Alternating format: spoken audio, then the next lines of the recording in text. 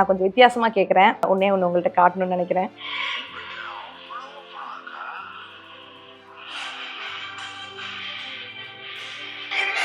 இப்ப இந்த சீன் தான் சார் பயங்கர வைரலா இணையதளத்துல ட்ரெண்ட் ஆகிட்டு இருக்கு. அப்படியா?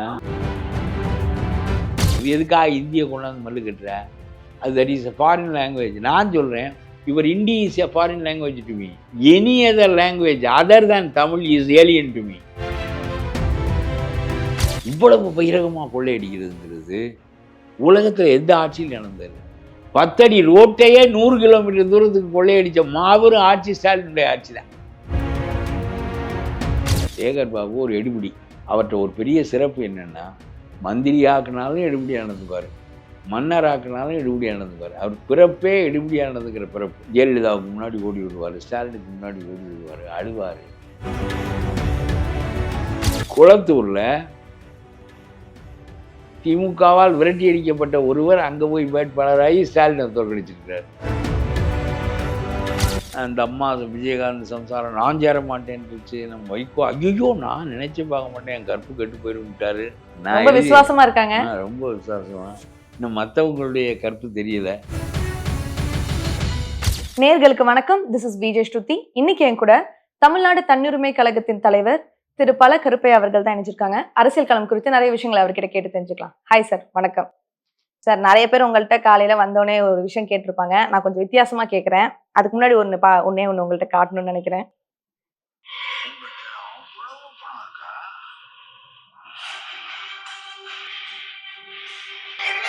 இப்ப இந்த சீன் தான் சார் பயங்கர வைரலா இணையதளத்துல ட்ரெண்ட் ஆகிட்டு இருக்கு.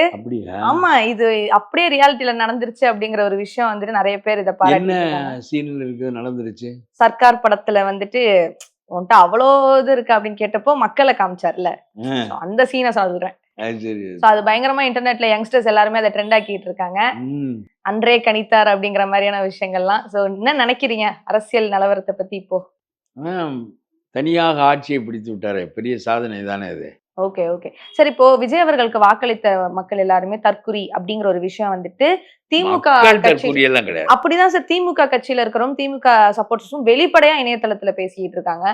அதாவது 1.5 கோடி மக்களும் எப்படி தற்குறி ஆவாங்கன்னா, எல்லாருமே இவ்வளவு பேர் தற்குறியா இருக்கறனாலதான் நீங்க வந்து தற்குறி என்ன, அது அறிவுக்கு என்ன அளவுகோல் வைத்திருக்காங்க என்று எனக்கு தெரியாது. ஆனா மக்கள் அவர்களுடைய தேவைகளை ஒட்டி வாக்களிக்கிறார்கள். அதனால அந்த வகையில் பார்க்கின்ற போது திமுக அகற்றப்பட வேண்டும் என்பதில் குறியாக இருந்திருக்கார்கள். படித்தவர்கள், படிக்காதவர்கள், இளைஞர்கள், முதியவர்கள் எல்லாரும். உங்களுக்கு பாருங்க, நான் ஒரு வியப்பு பார்த்தேன். பிராமண தொகுதிகளில் பிராமணர்கள் எப்பொழுது பிஜேபிக்கு ஓட்டு போடுவார்கள். தமிழிசையை தோற்கடித்து விட்டார்களே, தாவேக்காவுக்கு ஓட்டு போட்டார்களே. ஏதோ நடந்திருக்கு. தமிழிசை தானே பிஜேபி. ஆமா, பிஜேபிக்கு தானே ஓட்டு போடணும். டி நகரில் பிஜேபிக்கு தானே ஓட்டு போடணும், அல்லது பிஜேபி அலையன்ஸ் பார்ட்டி அதிமுகவுக்கு தானே போடணும். போடலையே. அங்கேயும் திமுக 2வது இடம், அதிமுக 3வது இடம் போனதுக்கு என்ன காரணம்னா, தாவேக்கா முதலிடத்துக்கு வந்துச்சு.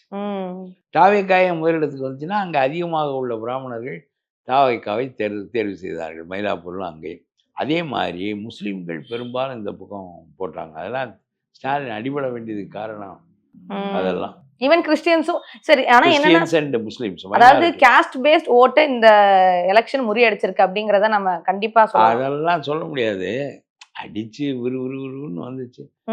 இல்லைன்னா இந்த ஊரடங்கு சட்டம் போட்டு முஸ்லீம்களுக்கு உனக்கு நன்மை செய்யறதுக்கு என்ன விட ஆள் இல்லை என்று சொன்ன ஸ்டாலினை முஸ்லீம்கள் ஓட்டு போட்டு காப்பாத்தலையே. அவங்களுமே ஆட்சி சிரமம் எல்லாருக்கும் தானே. ஆட்சி மாற்ற வேண்டும் என்று முஸ்லீம்களுக்கு தோணாதா? கண்டிப்பா. அதனால பிஜேபி இந்த பக்கம் இருந்தா போட்டிருக்க மாட்டார்கள். பிஜேபி இல்லையே, அவரே ஒரு கிறிஸ்டியன் தானே. He belongs to minority community. அதனால அவங்க போட்டாங்க. அவன் பிஜேபியை கவுத்து தாவேக்காவுக்கு போட்டிருக்கான். BJP out 2 தொகுதியிலையும். தமிழிசை 3வது இடம். பிஜேபிக்கு உள்ள ஒரே தொகுதி மயிலாப்பூர் தான். மயிலாப்பூர்ல என்ன வந்து வேட்பாளர் ஆக்குன்னு கவர்னராக இருந்த அம்மாவுக்கு என்ன அளவுக்கு இந்த சனியை பாருங்க. இந்த மாதிரி சில பேருக்கு எதிராக உள்ள இருந்து கொண்டே இருக்க வேண்டும். நேரம் சரியில்லை. குதிரை கிடைக்கலைன்னா ஆட்டு மேலே ஏறலாம், மாட்டு மேலேயும் ஏறலாம். நம்ம கவர்னர் பதவியில் இருந்துட்டு எதுக்கு இந்த சனியை? போய் நின்று 3வது இடத்துக்கு வந்து பிராமணிங்க எல்லாம் ஓட்டு போடுவாங்கன்னு இந்த அம்மா போய் மயிலாப்பூர் இருந்துச்சு. கான்ஃபிடென்ட்டா எல்லா நின்றுவாங்க. பிராமணனும் போட்டான் விஜய்க்கு. சோலி முடிஞ்சது. BJP out. ஒரே ஒரு இடம் தான் வந்திருக்கு பிஜேபி. பாருங்க. அதாவது அந்த கட்சி உருவாகாத காலத்துல கன்னியாகுமரி மாவட்டத்துல ஒரு எம்பியே வந்திருக்கேன். உருவான காலத்துல ஒரு எம்எல்ஏ வர முடியல. ஊட்டி மட்டும்தான் வந்திருக்கேன். நிச்சயமா. சரி, இப்போ அதே போல அதிமுக ஜெயிச்சா ஓகே, பாஜக நம்ம தமிழ்நாட்டுக்குள்ள வரும் அப்படின்னு எடுத்துக்கலாம். இப்ப எல்லாரும் என்ன சொல்றாங்கன்னா, தாவேகா ஜெயிச்சது இஸ் நத்திங் பட் பிஜேபி உள்ள வரப்போகுது. டிஎம்கே ஜெயிச்சா மட்டும் தான் பிஜேபிக்கு அகைன்ஸ்டா இருப்போமே தவிர்த்து டிவிகே ஜெயிச்சாலும் பிஜேபி உள்ள வரதான் போகுது அப்படின்னு. எப்படி அதுதான் சார் என்னன்னு தெரியல. BJP TVK victory is nothing but BJP எப்படின்னு சொல்லணும்ல. ஒருத்தன் கருத்து சொன்ன எப்படின்னு அது காரணம் சொல்லணும்ல.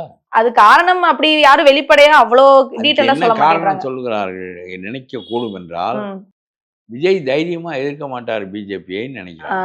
அதுதான் அவரு இதுவரையிலும் கொள்கை எதிரி என்று சொல்லியிருக்காரு. இதுவரை என்ன கொள்கை இவர் வைத்திருக்கிறார், அது எந்த கொள்கையை அவர் எதிர்த்தார் மோடி? இவர் என்ன கொள்கை எதிரி என்று பிஜேபி சொன்னாரே தவிர இவர் என்ன கொள்கை வச்சிருக்கிறாரு? அஞ்சலி அம்மாள் கட் அவுட் தான் வச்சிருக்காரு. மேபி எல்லாரும் சமம்னு சொல்ற அந்த கொள்கைக்கு இதா இருக்கலாம்ல. எல்லா ரிலிஜனையும் நம்ம ஒன்னா பார்ப்போம், எல்லா ரிலிஜனும் நாங்க ரெஸ்பெக்ட் பண்ணுவோம் அப்படின்னு தாவேகா தலைவர் விஜய் அவர்கள் சொல்றது. ஆனா அங்க வந்துட்டு பிஜேபியில சனாதன தர்மம் அப்படிங்கிற ஒரு விஷயம் இருக்குல்ல, மேபி அதனால வேறுபடலாம்ல. அவர் ஒரு நாளும் பிஜேபியை விமர்சிச்சது இல்லை, அதனால மக்கள் அப்படி நினைக்கிறாங்க. அவர் கொள்கை எதிரி என்று சொல்வாரே தவிர அவருக்கு ஸ்டேட் பாலிடிக்ஸ் தான் முக்கியம். இப்போ அவருக்கு கட்டாயம் வந்துடும், ஏன்னா அவர் ஆட்சியில் இருக்கிறாரு. இப்போ வந்து இந்த பார்லிமெண்ட் இடங்கள் நமக்கு குறைஞ்சிரும், அதை எதிர்த்து போராடணும். என்ன நமக்கு 32 31 ஆயிரம், அதை எதிர்த்து போராட வேண்டும். அதே மாதிரி வந்து எத்தனையோ வீட்டில் மைய அரசை எதிர்த்து நிற்க வேண்டிய கட்டாயம் ஏற்படும். இவ்வளவு நாள் டிஎம்கே மட்டும் எதிர்த்து நின்றவர் இப்போ மெயினா என்ன பண்றாருன்னு பார்ப்போம். அந்த உரிமைகளை விட்டு கொடுத்து விட்டால் தப்பா போயிடும். சிபிஎஸ்சியில மும்மொழி திட்டத்தை கொண்டு வந்து விட்டார்கள், இதற்கு முன்னால் கிடையாது. சிபிஎஸ்சியில தாய்மொழி ஒன்று, ஆங்கிலம் ஒன்று, பிரெஞ்சு படிக்கலாம், ஜெர்மன் படிக்கலாம், எது வேணாலும் படிக்கலாம். பணக்கார பையன் ஜெர்மன் தான் படிப்பான், பிரெஞ்சு தான் படிப்பாங்க. புதுச்சேரி பூரா பிரெஞ்சு தான் படிப்பான். இப்போ ஹிந்தி படிக்கணும்னா ஹிந்தி இல்லை, இந்திய மொழியில இன்னொன்று படிக்கணும். எதுக்கு தேவை? இந்திய மொழியில் வங்காளம் படிச்சு என்ன ஆகும், ஒரிசா படிச்சு என்ன ஆகும், ஹிந்தி படிச்சு தான் என்ன ஆகும்? என் தாய்மொழி எனக்கு தாய்மொழி அதனால வேண்டும், ஆங்கிலம் உலக மொழி அதனால வேண்டும். இது எதுக்கு வேண்டும்? ஆங்கிலம் தானே இந்தியாவே உருவாக்குனுச்சு. இதை மோடிக்கு ஒரு சொல்றதுக்கு ஒருத்தனும் கிடையாது. அதாவது இந்தியா அதுக்கு முன்னாடி இருந்துச்சு, இந்தியாவா இல்லை, பல்வேறு தேசங்களாக இருந்துச்சு. ஒருத்தனோட ஒருத்தன் பேசிக்க முடியாது. காசிக்கு போவேன், ஊமையாக குளிச்சுவிட்டு சாமியை கும்பிட்டு வந்துடுவேன். பண்டா சொல்கிறது இவனுக்கு புரியாது, இவன் சொல்கிறது பண்டாவுக்கு புரியாது. வெள்ளைக்காரன் வந்தான், ஆங்கிலத்தை கற்பித்தான், வங்காளியும் நம்மளும் பேசணும், நம்மளும் உத்தரப்பிரதேசக்காரனும் பேசணும். காந்தி ஆங்கில மொழியாக இந்திய விடுதலை போராட்டத்தை நடத்தினாரு. இந்தியா ஒன்றுபட்டதே ஆங்கிலத்தினால தான். English created India. English was the link language, sole link language. ஆங்கிலம் படித்ததற்கு பிறகுதான் இந்திய மக்கள் ஒருவரோடு ஒருவர் தொடர்பு கொள்ள முடிஞ்சு. அப்படி இருக்கிற போது எதுக்காக இந்திய கொண்டாந்து மல்லு கட்டுற? அது that is a foreign language. நான் சொல்றேன், your Hindi is a foreign language to me. Any other language other than Tamil is alien to me. என்ன இதுக்கு வாதம் சொல்லு பார்ப்போம். நிச்சயமா நான் ஒத்துக்கிறேன். அதனால நீ ஒத்துக்கினதை மோடிக்கு சொல்லி ஒத்துக்கோய். அதுதானே கஷ்டமா இருக்கு. ஓகே சரி, இப்போ வந்துட்டு திமுக என்ன சொல்றாங்கன்னா, நாங்க ஆளுங்கட்சியா இருந்ததுன்னு பாத்தீங்க, நாங்க எதிர்கட்சியா வந்தோம்னா அதை விட பயங்கரமா வருவோம் அப்படின்ட்டு ரொம்பவே ஓப்பனா ஒரு ஸ்டேட்மெண்ட் கொடுத்திருக்காங்க. எதிர்கட்சியா பயங்கரமா எதிர்ப்பாங்க. காங்கிரஸ் அத்துக்கு போறாங்க இவரை விட்டு. காங்கிரஸ் ஒழிச்சு கட்டி விட்டாரு, வெறும் 5 சீட்டா போயிட்டான். இந்த பானாசாமரம் செல்வ பெருந்தொகையும் செஞ்ச வேலை. செல்வ பெருந்தொகை அவரு பெருந்தொகை, அவரு பெருந்தகை இல்லை. அவர் படுமோசமா தோத்தாரு. அந்த ஆள் தோத்த ரொம்ப நியாயம். இந்த பானாசாமரம் ராஜ்யசபா இன்னும் 1 வருஷத்துல வருது. அதுல ராஜ்யசபா உறுப்பினர் ஆக்கணுங்கிறதுக்காகவே திமுக கொண்டு போய் காங்கிரஸ் அடமானம் வச்சாரு. அப்ப ராகுல் விஜயோட சேரு என்று சொன்னபோது இவர் ஸ்டாலின்ட்ட என்ன சொன்னார்னா, மூப்பனார் ஆரம்பிச்ச கட்சி மாதிரி நான் ஒரு கட்சி ஆரம்பிச்சு உங்களோட கூட்டணி வச்சுக்கிறேன், காங்கிரஸ் ஒண்ணும் இல்லாம பண்ணிடுவோம்னாரு. அதனுடைய விளைவாக தான் காங்கிரஸ் வந்து கட்டாயமா திமுகவோட சேர வேண்டிய நிலை வந்தது. ஒரு பழம்பெரும் கட்சிக்கே இந்த நிலைமை. அதனால் ஸ்டாலினோட சேர்ந்து பிரச்சாரம் பண்ண மாட்டேன்ட்டாரு ராகுல். சார் வேற எந்தெந்த கட்சிலாம் சேரும் நீங்க நினைக்கிறீங்க உங்க கணிப்பு இந்த படி? உதிரி கட்சியெல்லாம் சேரும், வேற எவன் போய் சேருவேன்? அதுக்குள்ள அந்த அம்மா விஜயகாந்த் சம்சாரம் நான் சேர மாட்டேன்ருச்சு. நம்ம வைகோ ஐயோ நான் நினைச்சு பார்க்க மாட்டேன், என் கற்பு கெட்டு போயிருட்டாரு. என்ன நான் ரொம்ப விசுவாசமா இருக்காங்க. ரொம்ப விசுவாசமா. இன்னும் மற்றவங்களுடைய கற்பு தெரியல. சோ பட் ஆனா ஆட்சி அமைச்சிடலாம்ல, கண்டிப்பா 10 பேர் வந்துருவாங்க. லட்டு இருக்குல்ல, லட்டுல இல்ல பங்கு தர்றேங்கிறாரு. சும்மாவா? வாழ்நாள் அடைஞ்சிருக்காங்களா மந்திரி பதவியை? அவரை விடுவாங்களா? Okay sir. இப்ப அதே போல செங்கோட்டையன் அவர்கள் டெப்யூட்டி சிஎம்மா வரப்போறதா ஒரு தகவல் வந்திருக்கு. அது டிசி ஏத்துக்குன்னு தனி பவர் ஒன்றும் கிடையாது. அவ்வளவுதான், வாழ்நாள் முழுவதும் இப்படி மேபி சிஎம் கைட் பண்ணலாம். சிஎம் கைட் பண்ணலாம். சிஎம் கூட இருந்து அவர் ஒரு பெரிய பொலிட்டிக்கல் டெப்த் உள்ளவர் இல்ல. செங்கோட்டையன் அவர்களா? செங்கோட்டையன் ஏதோ அனுபவம் உள்ளவர். நீண்ட காலம் அவர் 8 தரம் 9 தரம் எம்எல்ஏ இருந்தாரு, மந்திரியாவெல்லாம் இருந்தாருங்கிறத தவிர மந்திரியா இல்லாத இருந்திருக்கான். இதுக்கு மேல சுமாரான ஆளெல்லாம் இருந்திருக்கான் மந்திரியா. பெரிய பொலிட்டிக்கல் டெப்த்தோ அந்த பொலிட்டிக்கல் தாட் திங்கிங் அப்படி ஒன்றும் அவர்கிட்ட பெருசா கிடையாது. அதனால ஹீ கேனாட் கைடு விஜய். பண்ணலையே, விஜய்கிட்ட ஒண்ணுமே இல்லையே, அவருக்கு வழியே தெரியாம தான் ஜெயிச்சிட்டாரு. எவனும் வழியும் காட்டல, அவர் வழி எதுவும் இருக்குன்னு நடக்கல, தானா வந்துருச்சு. நீங்க என்ன சார் நினைக்கிறீங்க? ஏதாவது நீங்க விஜய் அவர்களுக்கு இந்த டைம் இந்த மாதிரி போங்க அப்படின்னு சொன்னேன். தாசில்தார் ஆபீஸுக்கு போகாத, கல்குவாரிக்கு போகாதீங்க, போகாத, கல்குவாரிக்கு போகாத, ஆற்றுப்படுகைக்கு போகாத அப்படின்னு உங்களுடைய ஆட்களை கட்டுப்படுத்த உன்னால் முடிந்தால் எந்த ஒன்றிலும் லஞ்சம் கொடுத்ததாக தெரிந்தால் அந்த கான்ட்ராக்டுகள் முறியடிக்கப்படும். எங்க கட்சியில எவனுக்கு கொடுத்தாலும் அதை வெளிப்படையாக தெரிகின்ற போது இவனும் பதவி இழப்பான், அவனும் அந்த ஒப்பந்தத்தை இழப்பான். கடுமையாக நீங்க ஒண்ணு எவனும் தானா லஞ்சம் கொடுக்க விரும்புறது இல்லை. கட்டாயத்தின் பேர்ல தான் கொடுக்குறேன்.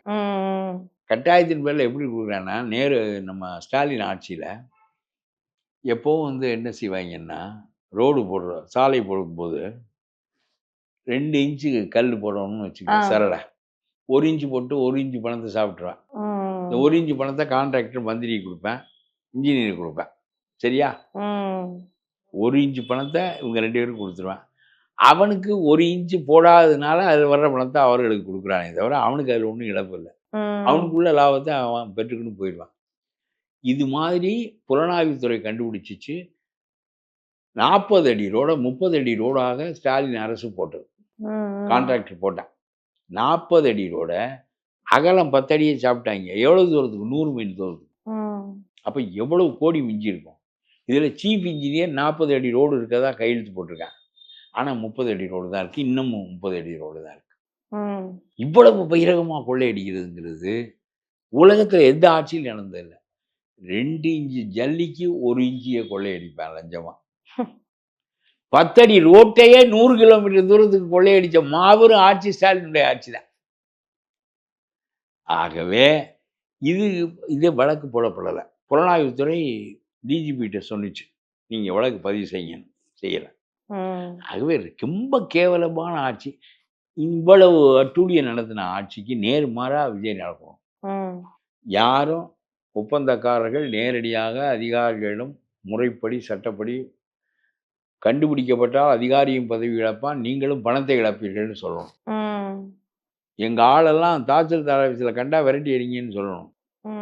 இதெல்லாம் செஞ்சாலே 15 ஆண்டுகள் ஆகலாம். ஓகே ஓகே சரி. இல்லைன்னா முழு அளவும் நீடிக்க முடியுமாங்கிறது சொல்ல முடியாது. அவ்வளவு குழப்பம் இருக்கும். ஏன்னா போதுமான பெரும்பான்மை இல்லை.